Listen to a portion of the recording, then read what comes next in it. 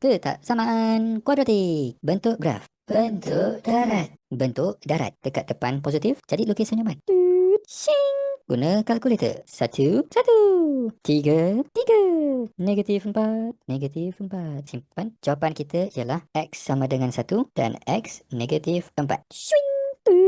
Dua-dua jawapan ni jangan ditulis dekat atas ni tau. Hilang markah nanti. Sebaliknya hanya tulis bentuk bracket. Daripada ini, X tolak 1. Daripada bawah ini, X tambah 4. Lagi besar dari kosong. Kita hanya letakkan 1 di sebelah kanan dan negatif 4 sebelah kiri.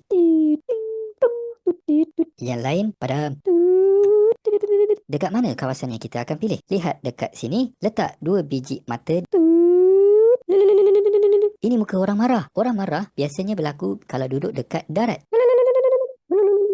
Air dekat tengah-tengah memisahkan dua kawasan. Ini tempat aku. Ini tempat aku.